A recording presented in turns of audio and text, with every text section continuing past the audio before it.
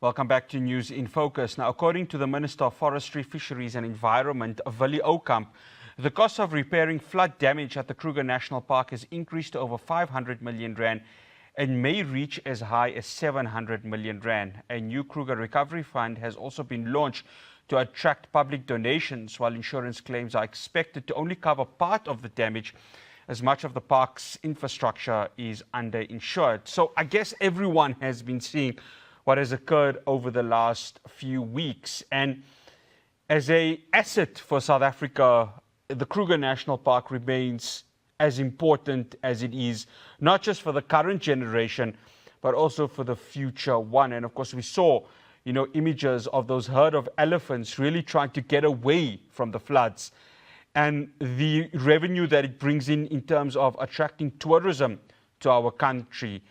And that is why I think as South Africans, we need to value the Kruger National Park as that asset. And we hope that this recovery can occur. Joining me now, I'd like to welcome Reynold Thakhuli, who is the General Manager for Communications at the Kruger National Park. Reynold, absolute pleasure having you on. Thank you so much for joining us. Thank you, Faraz, for having me. We appreciate the opportunity. No, it's an absolute pleasure. I guess, Reynold, you are in Skukuza right now. A lot of the damage has happened there also. I guess talk to us about the difficulty that has occurred over these last few weeks in terms of the flood, because we have seen floods before, especially in Mpumalanga, but this really felt quite unprecedented. Indeed, it was quite unprecedented, as you've just mentioned.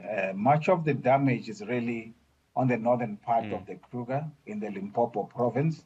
We have lost some bridges there. We've lost some roads in that part. There's actually a rest camp, which is called the Letaba Rest Camp, which was completely underwater. And we know for a fact that it's going to take us a little bit of time to actually repair that particular rest camp. Some of our bush camps as well, some of our gravel roads were completely washed away. And now we are busy, assessing the entire situation to determine exactly where we need to start and how we're going to do it. So, Reynold, for the visitors who, of course, had been coming at that time, one would guess that obviously access to the park was completely cut off.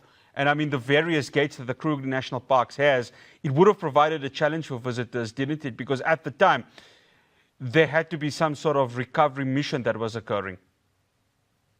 Yeah, we're quite fortunate, Brother Firas, that days before, the floods happened, we were already looking into the weather, and we could see that there was some abnormality in the weather space. So we started really evacuating people about a day or two before the rain started falling down.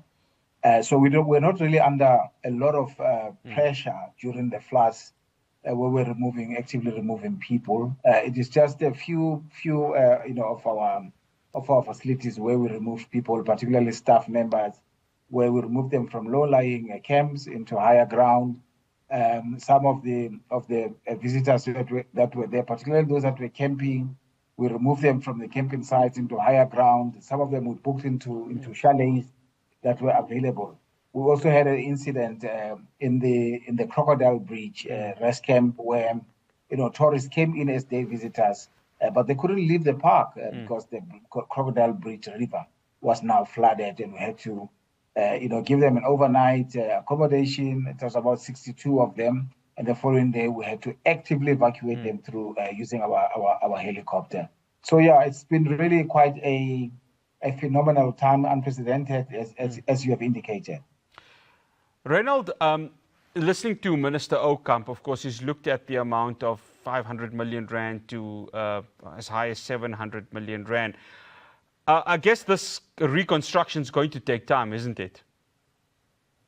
It will certainly take time. As I indicated, that there's a rest camp that is completely underwater. Roads are inaccessible at the moment, so we need to ensure that we access those particular roads. We were, things like your Eskom power lines that were affected, and all of these things are costing money. And as it has been indicated, that Kruger requires so much love at the moment. And we know that people that love Kruger will actually, give back that particular love to the Kruger National Park. And, we speak about, I think, the importance of the Kruger National Park, Reynold, because this is a park that has such great history to it. How important is it from a South African perspective that something as important as this really is nurtured and looked after? Because, of course, I guess for anyone who wants to see the Big Five, the Kruger National Park has it. Obviously, depending on the gate, because there's certain gates that I go through, I really struggle to find the Big Five. But you will find it at the Kruger National Park. So talk to us about that, just the Kruger National Park as an asset to this country. It's been, in fact, this year, Kruger is celebrating 100 years. Proclaimed in 1926 with the name Kruger National Park. So that in itself, it tells you that for a period over 100 years, we've been really preserving the natural as well as the cultural heritage of the country. We can't lose it now.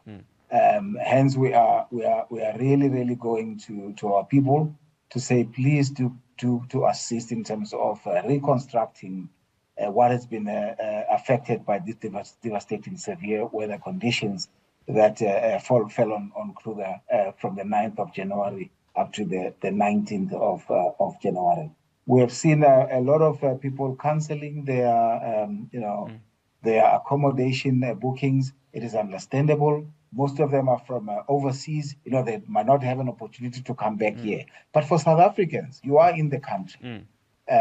You are in the country, and we are saying to you, please, just do your forward bookings and amend your bookings. You will not be charged any penalty when you're cancelling or you're amending your booking.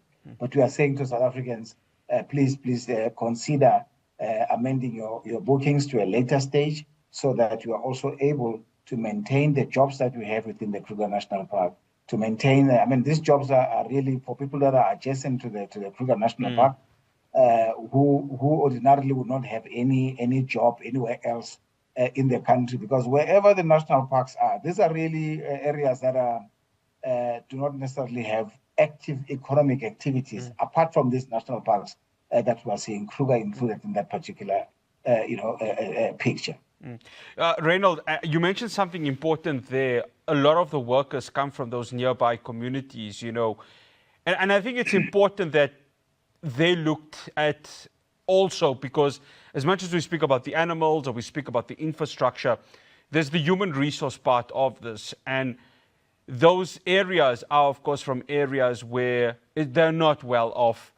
They are surviving by the day. And I guess it's important that the Kruger gets this help in order to make sure that the families of the employees are also looked after at the same time. Absolutely, Brother Firas, I could not have put it much better than you've just done. We have on the western boundary of the Kruger, we've got over 3 million people that are working there. And the severity of the poor conditions that they're living in, it's really telling. And we have, in the Kruger alone, we've got just over 2,500 people that work here. Out of the 5,000 employees that we have throughout the 21 national parks in the country, the majority are here in the Kruger. So we can just imagine, the ripple effect of these floods if Kruger is not rebuilt within a particular time. It will definitely, send dire situation in those particular areas. So we are therefore saying, let us come together as South Africa. Let us come together as the global community to ensure that we really reconstruct this wonderful place, which is 100 years this year. So before, because it was proclaimed on the 31st of May, 1926. So we hope that before that particular time, we would have been able to have moved mountains in terms of reconstruction of this national park. Reynold, our conversation will continue after the break. I'm speaking to Reynold Thakhuli, the General Manager for Communications at the Kruger National Park. Do stay tuned to News in Focus. And of course, if you are willing or you want to visit the Kruger Park, the gates and the facilities are reopened. We're going to get more details on that after the break, so do stay tuned. Welcome back to News in Focus. I'm conversation with Reynold Thakhuli, General Manager for Communications at the Kruger National Park. Again, thank you so much for staying with us, Reynold. So, Reynold, if I stand to be corrected, it's the Phalaborwa Gate that reopened yesterday, and the Pabeni Gate has reopened today, if I stand to be corrected. That is correct. Phalaborwa Gate opened yesterday, but it is only open for overnight visitors. Right. It's not open for day visitors. And Pabeni Gate opened this morning. Okay. We have a road that connects Skukuza Rest Camp and Pabeni Gate. The bridge there is caved in, so there's a massive hole on that particular road. So what we've done some bypass there since over the weekend, so people can actually come through that gate, make a U-turn and go through the bypasses to connect between Skukuza and Pabeni. But Malalan Gate is open, Numbi Gate is open, Paul Kruger Gate is open. The open gate is accessible now, but also for overnight visitors, because we've got a Nsemeni Dam in that particular area, which is badly damaged and has also affected the road. On that particular road. And then Punda Maria up north is open as well as Pafuri Gate. They are all open. The ones that I've mentioned before are more on the south of the Kruger, which is the Mpumalanga province. Okay. So day visitors, I mean, for those who want to visit for the day, there is an opportunity for them, if I stand to be corrected.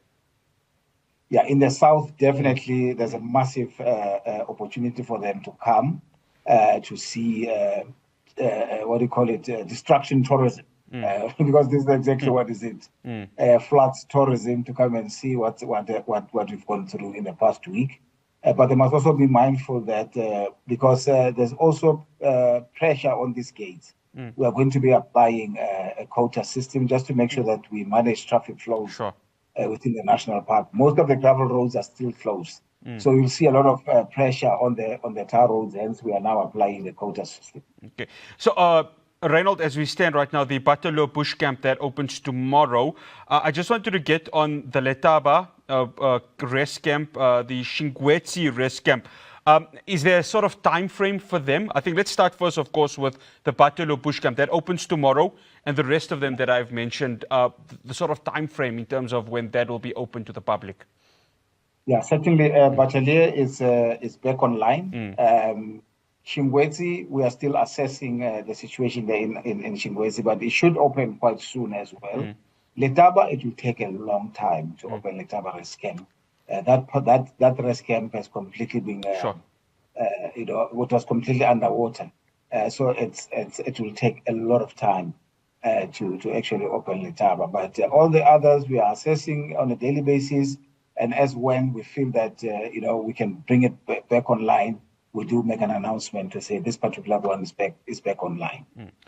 Reynold, I want to speak on the wildlife. I think for anyone, and of course you've got a great privilege of being, at the Skukuza camp in the Kruger National Park. For those who, of course, like myself, travel from Gauteng, we come to see the animals. We come to see the beauty that God has bestowed upon us in seeing this wildlife.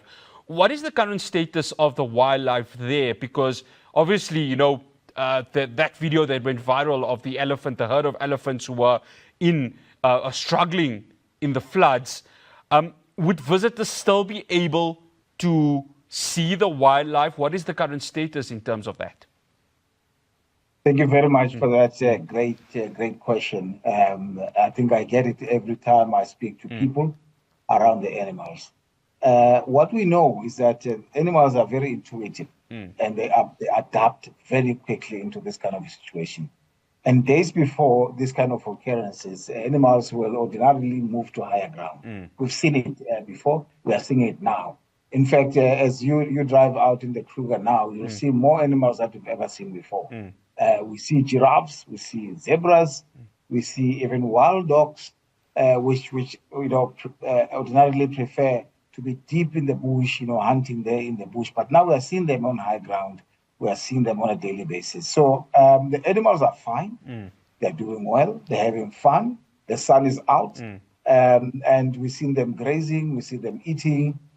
Just the other day, there was I think about 3 days ago, there was a problem in the what do you call it? There was a lion sighting where this lion had actually caught an impala and was feeding on this impala. And that clearly shows that the animals have actually moved to higher ground because that sighting was very close to the road, to the tar road, as compared to it being on the gravel road. Because ordinarily people will see that on the gravel roads. So the animals are doing very well, and we are quite excited and really appreciate the concern that the public has on the welfare of these animals. Of course, we were concerned with because the rivers were running very, very fast. The water was running very fast. So animals that we were mainly concerned about were crocodiles, that they might be moving with the river. And we have also made a plea to our communities living adjacent to our parks to say, if you do see these particular animals, do report them to the authorities. And up to this point in time, we have not really had any incident. Reynold, when we look at the sort of infrastructure of the Kruger National Park, a lot of it was built through probable old infrastructure. So obviously from 1926, there has, of course, been a sort of evolution of the development of Kruger National Park to cater for more visitors coming through and, of course, to cater for more rest camps. And there was something interesting that Minister Oukamp had mentioned where he said, whatever money comes through, and I hope that, of course, the Kruger National Park can reach that maximum of 700 million rand, even more than that, constructing resilient infrastructure.